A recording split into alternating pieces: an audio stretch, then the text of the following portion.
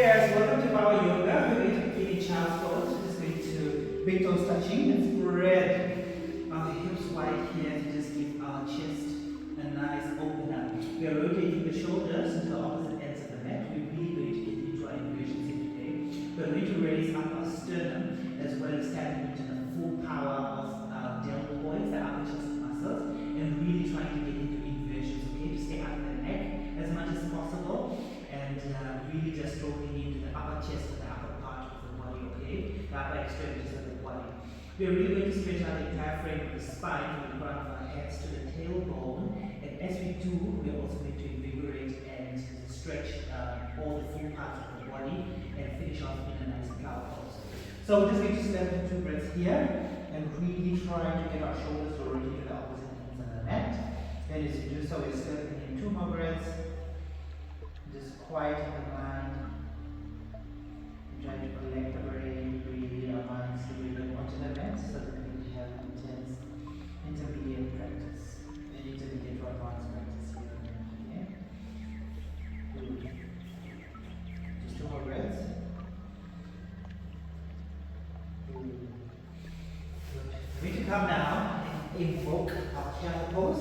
We're really going to waken up our larger foot and then spine to rubber to the spine and lifting up the sternum as much as possible, rotating the shoulder blades to be able to tap into that back bending potential.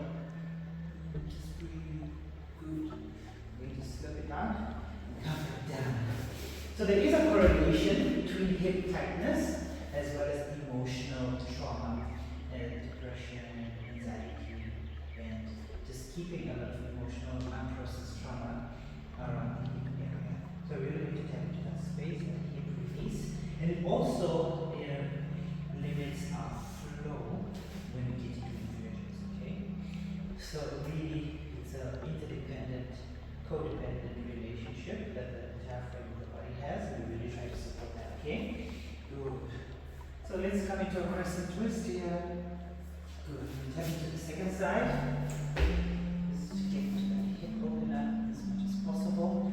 By planting our left foot and our upper quadrant to the mat. And really try to twist and evolve our hip to the opposite ends of the mat. And if it's possible, we're going to come into a crescent twist now, okay? Set it back. And all going to be meeting a nice down dog. Try to make it as short as possible, not down dog. Good. We're going to drop to the elbows.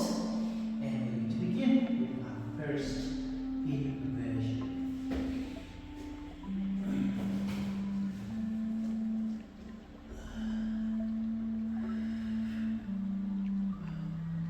Good. Just relax, breathe in.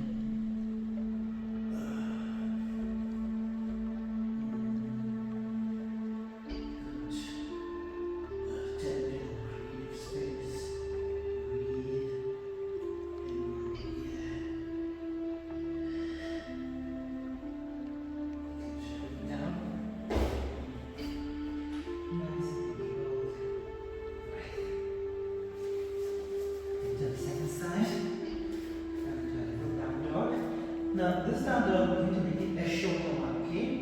Really to stretch out our hamstrings and just hook out 1 or 2, just come down to the elbows, raising up as much as possible. This time we'll take the tripod. Good, just waking up the spine as well as the deltoids, the sternum, get a nice lift here. Breathe into that space. Good. If it feels good, just unwind here, relax. And you might want to get the loop back flip into a light wheel. Good. So coming out here.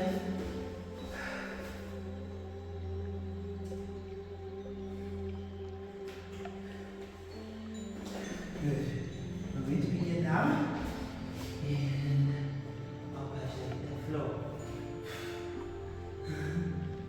Okay. sitting bones to the back of your womb as much as possible. Tap into that space, hip open up, get into the quadriceps, hip flexors, abductors.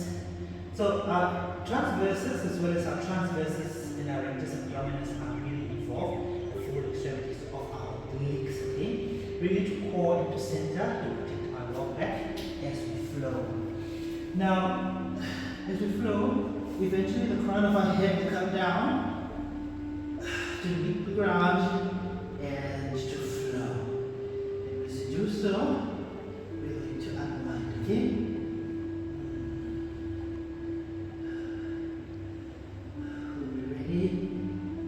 Fully ready. Head tapping that space. Pull up the glutes as we're in our hip place here. Pull them out. Good.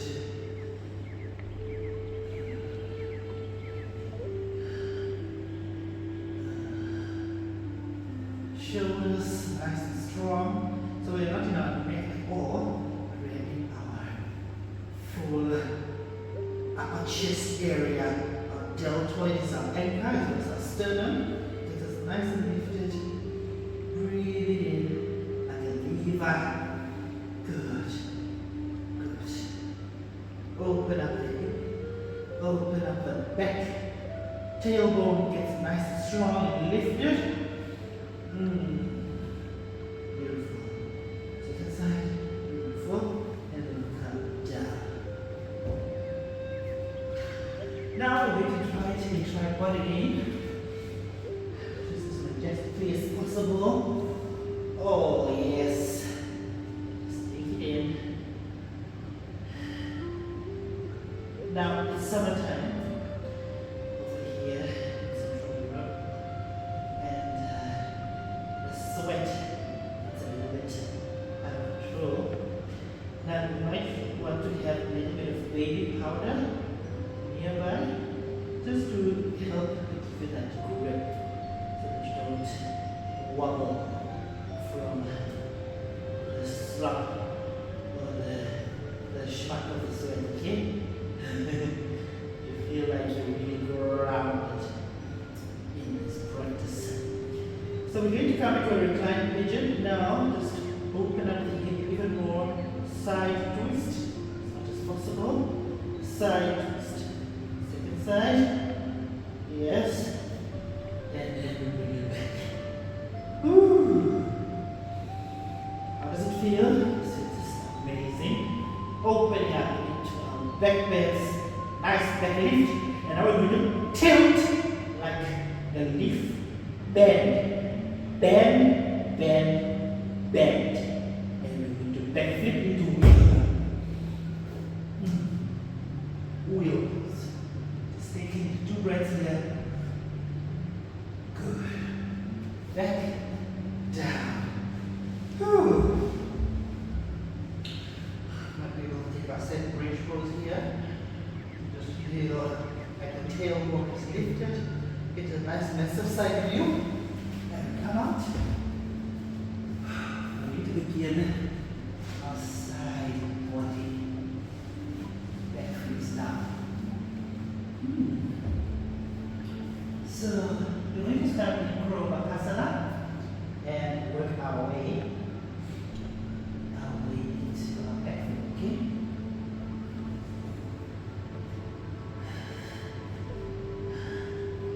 Bakasana, headstand, and now back flip into wheel.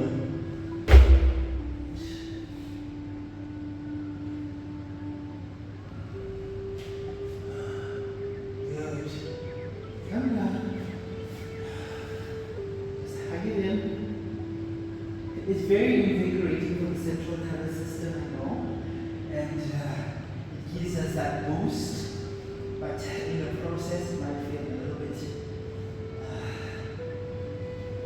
chaotic, not chaotic, but a little bit, you're aware of the transition that's happening in the body. And just try to center that, okay?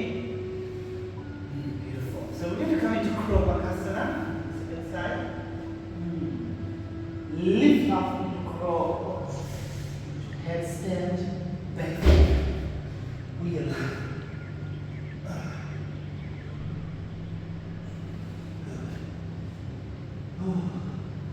So this is sort of my rehydrate moment here. Full empowerment. Recalibrate the system as all systems go. Understand? Good. Just take it in. Breathe in like a lever. Elevate the tailbone. We're now in our set bridge pose here. Just to reconfigure it. Oh. Okay. Beautiful. Good. Come down. I'm going to have you now. Beautiful. So come into our happy baby. Remember that one of our goals is Vidrasana, to open up to eventually bind our ankles behind the neck. But before we do so, we need to really just get comfortable in creating a space, especially around the hamstrings, around the spine, the lower back, to bring that familiarity, okay? To allow us to specialize here. In economics, they call it comparative advantage and absolute advantage. You do something which you're able to specialize in at low cost, which is much more efficient, so that there's no waste, okay? You want to come to an efficient process here, negotiating the economics of yoga. Okay. Now, I want you to breathe into that space, hold your breath. Breathe, breathe, breathe, breathe. Recalibrate the entire extremities of the spine as we negotiate here the economics of yoga. Efficient process, minimal waste, optimal use of our time here on the mat without any waste at all. An efficient process.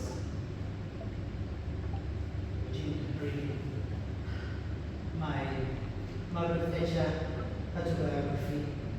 This is the fourth time I'm reading it. It's really invigorates.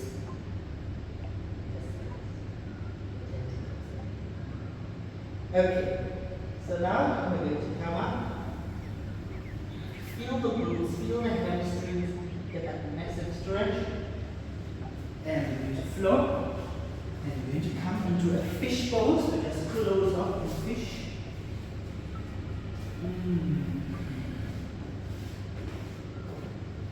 As we come down, feel the full effects of that hip opening, that hamstring, knee, foot rotation, shoulder rotation. Sternum is lifted up, pointed up.